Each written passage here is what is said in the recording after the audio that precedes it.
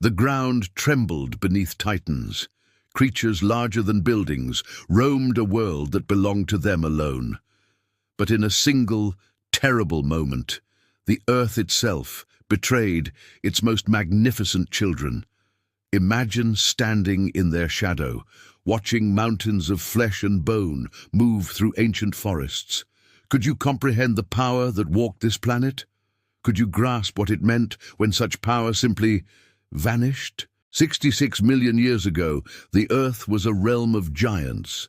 Tyrannosaurus Rex, the undisputed king of predators, stalked through dense forests of cycads and ferns. Its 7-ton frame moved with surprising grace, each footstep a declaration of dominance that had lasted for millions of years. But T-Rex was merely one player in an ecosystem where size meant survival, where the largest herbivores could crush entire groves beneath their feet. The massive Triceratops herds thundered across vast plains, their 3-horned skulls catching the dying light of what would be their final sunset. These walking fortresses, each weighing as much as 4 elephants, had evolved the perfect armor against terrestrial threats. Their bony frills could deflect the crushing bite of any predator, yet no evolution could prepare them for what descended from the heavens. But something was wrong in this prehistoric paradise. The air itself carried whispers of doom. High above, beyond the atmosphere where no dinosaur eye could see, a mountain of rock and ice hurtled toward Earth at 43,000 miles per hour. This asteroid, wider than Manhattan itself, had traveled through the cold void of space for eons. Its destination, a shallow sea near what we now call the Yucatan Peninsula. The impact would release energy equivalent to billions of nuclear bombs. But that was only the beginning of the catastrophe. The moment of collision lasted mere seconds, yet it would echo through eternity. When the asteroid struck, it vaporized instantly, creating a crater 100 miles wide and 12 miles deep. The impact sent shockwaves rippling through the planet's crust, triggering earthquakes that could be felt on the opposite side of the globe. Molten rock and debris shot into the atmosphere, some pieces reaching heights where space itself begins. What happened next turned day into night across the entire planet. The debris that escaped into space began its deadly return journey. As these superheated fragments re-entered the atmosphere, they created a global firestorm. The sky glowed red-hot as millions of meteors streaked downward, each one capable of starting massive wildfires. The temperature soared so high that any creature caught in the open would have been cooked alive within minutes. The great herbivores had nowhere to hide. Edmontosaurus herds, numbering in the thousands, watched helplessly as their world ignited around them. These duck-billed giants, who had survived by staying together, found that numbers meant nothing against an enemy that attacked from everywhere at once. Their mournful calls echoed across burning plains as entire species faced extinction in real time. But the fire was merciful compared to what followed. As debris continued to rain from the heavens, it formed a thick blanket of dust and ash that blocked the sun completely. Photosynthesis stopped. Plants began dying within days, and with them, the entire food chain started its collapse. The mighty Alamosaurus, 60 feet of pure herbivorous power, could strip entire forests bare in normal times. Now these titans starved in a world of ash and shadow. The darkness persisted for months. Even the apex predators, creatures that had ruled through tooth and claw, found themselves helpless. A starving T-Rex was still a T-Rex, but what good are bone-crushing jaws when there's nothing left to hunt? The last of these magnificent beasts likely died alone, their roars fading to whispers in a world gone silent. Yet some creatures survived, where giants could not. Small mammals, no larger than rats, had spent millions of years hiding from dinosaur feet. Now their size became their salvation. They needed less food, could shelter in burrows, and could survive on seeds and insects. While the mighty fell, the meek inherited a broken earth. Scientists have found evidence of this ancient apocalypse embedded in rock layers worldwide. A thin band of clay, rich in iridium, marks the boundary between the age of dinosaurs and the age of mammals. Iridium is rare on Earth, but common in asteroids, providing undeniable proof that death came from the stars. The fossil record reveals the magnitude of the loss. 75% of all species vanished. The reign of the dinosaurs, which had lasted 165 million years, ended in what geologists call an instant. Yet life, as it always does, found a way forward through the survivors. If a single rock from space could erase the most successful creatures in Earth's history, what does that say about our own fragile existence? The universe remains filled with wandering mountains of stone and ice, and our planet continues its eternal dance through this cosmic shooting gallery. If you want to uncover the next forbidden chapter of Earth's history, follow us into the shadows, where ancient secrets wait to be revealed. The survivors inherited a broken world, but the asteroid's fury was only the first act of annihilation. What emerged from the ashes would test life itself in ways far more sinister than fire and darkness. What if I told you that the real extinction didn't happen in a single day, but stretched across thousands of years of slow, agonizing death? What kind of world did the few survivors wake up to when the dust finally settled? The Earth that emerged from the impact winter was alien to anything that had come before.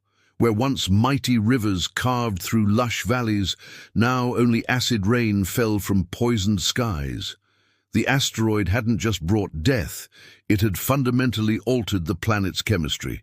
Sulfur compounds ejected from the impact site mixed with water vapor, creating clouds of sulfuric acid that turned every raindrop into a corrosive weapon. The few plants that had survived the initial catastrophe now faced a new enemy. Each drop of rain burned through their leaves like liquid fire. Ferns that had witnessed the rise and fall of the dinosaurs withered beneath skies that wept poison. The survivors weren't just starving, they were being slowly dissolved by their own atmosphere. But nature's cruelty had only begun to reveal itself. In the depths of the ocean, where some life had found refuge from the firestorm above, a different horror was unfolding. The massive tsunamis triggered by the impact had scoured the seafloor, mixing deep, oxygen-poor waters with the surface layers. Ancient stores of hydrogen sulfide, trapped for millions of years in ocean sediments, began bubbling to the surface like a planetary death rattle. The ocean itself was turning toxic. Marine reptiles that had ruled the seas for eons, massive plesiosaurs with necks longer than school buses, and mosasaurs with jaws that could snap a great white shark in half, found themselves gasping in waters that could no longer sustain life. These apex predators of the deep became refugees in their own domain, desperately seeking pockets of clean water that grew smaller each day. Yet even as the old world died, something disturbing was stirring in the ruins. The mammals that survived weren't the same creatures that had cowered in dinosaur shadows. Freed from the threat of giant predators, they began to evolve at a rate never before seen in Earth's history. Within just a few 100,000 years, a heartbeat in geological time, some had grown to enormous sizes. Coryphodon, a hippo-sized creature with a brain smaller than a modern dog's, shambled through the recovering forests like a living fossil of stupidity made flesh. But it was the predators that truly revealed how broken this new world had become. Andrewsarchus, a wolf-like creature the size of a rhinoceros, stalked the early forests with jaws designed to crush bone. Its skull alone was 3 feet long, housing teeth that could shear through flesh and sinew with terrifying efficiency. These weren't the elegant killing machines that dinosaurs had been. They were crude, brutal engines of destruction, evolution's desperate attempt to fill the void left by the fallen giants. The skies, once ruled by pterosaurs with wingspans wider than fighter jets, now belonged to creatures that seemed like evolutionary mistakes.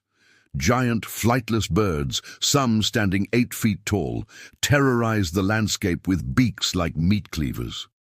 Gastornis, The terror bird couldn't soar through ancient skies, but it could run down any mammal unfortunate enough to cross its path. Evolution had traded grace for savagery, but perhaps the most disturbing survivors were the crocodiles. While their archosaur cousins, the dinosaurs, had perished, crocodiles not only survived but thrived in ways that defied comprehension. Deinosuchus, a crocodile so massive it could have preyed on T-Rex, dominated rivers and swamps. Some grew to lengths of 40 feet, their jaws capable of crushing a car. They were living reminders that not all of the old world's monsters had died. Some had simply been waiting. The plant kingdom's recovery told its own dark story. The diverse forests of the Cretaceous, with their flowering trees and complex ecosystems, were replaced by monotonous expanses of ferns. These primitive plants spread across continents like a green plague, creating landscapes so uniform they resembled alien worlds more than Earth. For millions of years, our planet wore a shroud of prehistoric simplicity. Climate itself had become an enemy. The impact had triggered volcanic activity worldwide, and the Deccan traps in India poured lava and toxic gases into the atmosphere for thousands of years after the initial catastrophe.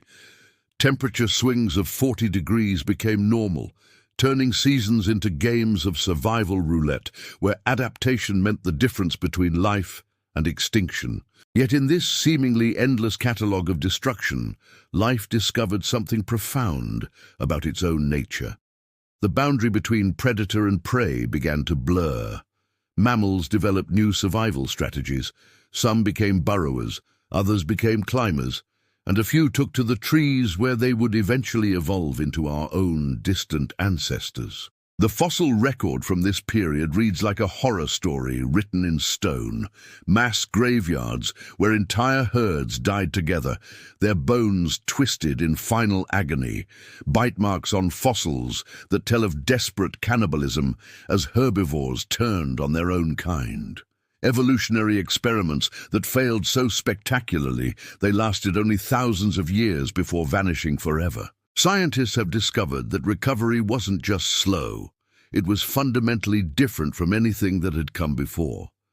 The new ecosystems that emerged bore little resemblance to what had been lost.